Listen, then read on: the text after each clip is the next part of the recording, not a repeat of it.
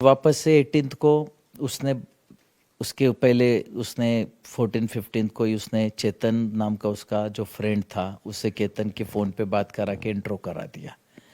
चेतन ने केतन को फ़ोन करके बोला कि हम सिया को सरप्राइज़ देना चाहते हैं बर्थडे का, तो हम एक लोहगढ़ पे उसके एक बर्थडे पार्टी रखते हैं जिसमें वो 4 फ्रेंड्स आएंगे, तो सिया को लेके आ जा। इन लोगों का ऐसा प्लान हो गया। केतन बोला ठीक है। केतन ने फिर हमसे पूछा क्या जाऊं क्या, तो मैंने इनकार किया। मैं बोला रोज़ रोज़ क्या है, रोज़ जाने का है क्या उस किले पे ऐसा रोज़ जाने का। तो उसने बोला ऐसे ऐसे बर्थडे पार्टी रखी है, सब दोस्त आ रहे हैं, उसके बाद हम रेडिसन खाना खाने जा रहे हैं। चलो ठीक है, बर्थडे पार्टी है तो कर लेते हैं, चला जाएगा। वहाँ गए बाद वो सुबह यहाँ से घर से 8:20 को निकला और 10:45 को हमको सिया के मम्मी पूजा का फ़ोन मेरे मिसेस राखी के पास आया कि केतन फोर्ट से गिर गया। सवेरे 8:20 और उसके 2-2.5 घंटे बाद ही 10:45 को तो उनका केतन गिर गया। तो हमें क्या लगा सीढ़ी चढ़ते चढ़ते कहीं तो भी से गिर गया होगा। फिर हमने सिया को बहुत कॉल किया, उसने फ़ोन नहीं उठाया। फिर कई कॉल बाद उसने फ़ोन उठाया तो मैं बोला बेटा कहाँ से गिरा, तो बोला हम ऊपर पूरा फोर्ट चढ़ गए थे और ऊपर से गिरा। तो मैं कभी लोहगढ़ गया नहीं था, लेकिन कोई भी फोर्ट तो हाइट पे ही होता है, कोई फोर्ट तो ऐसा नीचे तो होता नहीं। गिर गया जब बोल रही है तो फिर हम यहाँ से निकले। बीच रास्ते में ही उसने किसी पुलिस वाले से मेरी बात कराई तो he said he is no more. लेकिन हम वहाँ पहुँचे तो देखा कि उसका कोई रिएक्शन ऐसा था नहीं। बॉडी लेके आए तब भी उसका कोई ऐसा बहुत रिएक्शन नहीं था, लेकिन हम हमारे दुख में थे। दरअसल 19 जून को सिया का बर्थडे था। केतन ने इसे भव्य तरीके से सेलिब्रेट करने का प्लान बनाया था और दोनों का बाली जाने का प्रोग्राम भी बन चुका था।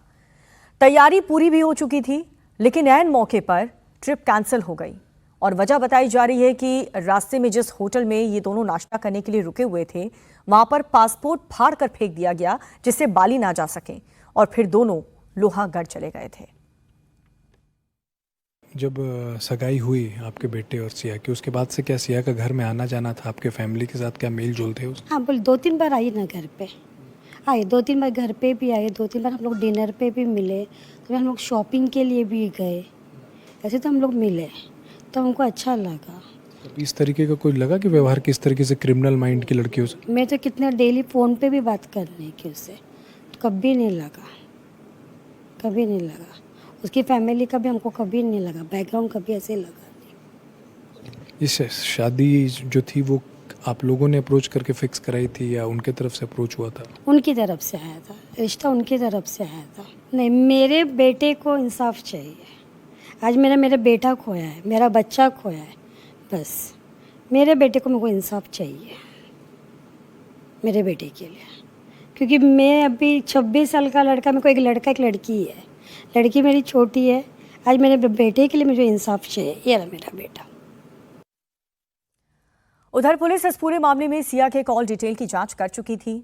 चेतन और सिया के बीच के रिश्तों को किया जा रहा था, खंगाला जा रहा था कि इन दोनों के बीच आखिर संबंध किस तरह के थे। अब वो सबूत चाहिए थे जिससे ये साबित हो सके कि चेतन इस पूरी साजिश का हिस्सा है। फिर पुलिस ने लोहगढ़ की एक एक सीसीटीवी फुटेज को खंगाला। पुलिस को सीसीटीवी में चेतन चौधरी साफ साफ दिखा। अब पुलिस उसके फोन लोकेशन की तलाश शुरू कर चुकी है। 18 जून यानी कि घटना वाले दिन चेतन के फोन से इंटरनेट नहीं चला। चेतन के फोन का इंटरनेट सुबह 7 बजे से लेकर शाम को 5:40 तक बंद रहा, पूरी तरह से डेटा ऑफ। और इसने पुलिस का शक और भी बढ़ा दिया। पता यह चला कि लोहागढ़ जाते हुए चेतन अपना फोन जानबूझकर दुकान पर ही छोड़ गया था ताकि उसकी लोकेशन ट्रैक ना हो पाए। वो अपनी दुकान के कर्मचारी का फोन साथ लेकर गया था और इस दौरान कई लोगों ने चेतन को फोन किया था, लेकिन उसकी कॉल नहीं उठी। पुलिस ने ऐसे लोगों से भी पूछताछ की, ये बात कंफर्म की है। साहब ये बताएं कि ये पूरा मामला जो तो शुरुआत में आप लोग तक जानकारी कैसे आई और उसके बाद जो जांच अब आगे बढ़ी है उसमें कई खुलासे, वो पूरा अगर आप सिलसिलेवार ढंग से बता पाएं। जी बिल्कुल।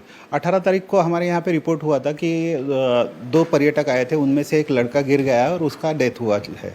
तो हमारे यहाँ पे एक्सीडेंटल डेथ रजिस्टर्ड हुआ था वो रजिस्टर्ड होने के बाद फिलहाल शुरुआती दौर में किसी को कोई शक नहीं था, लेकिन उसका जो इन्वेस्टिगेशन किया और फैमिली ने उसका जो कैरेक्टर बताया उस हिसाब से वो लड़के को वहाँ पे इतना रिस्की पॉइंट पे जाने की कोई ज़रूरत नहीं थी। लड़का एकदम ही सेफ सीधा चलने वाला लड़का, जो किसी भी यानी धोखे से दूर रहने वाला लड़का, यानी गहरे खतरे से दूर रहने वाला। खतरे से दूर रहने वाला सिंपल सा लड़का था।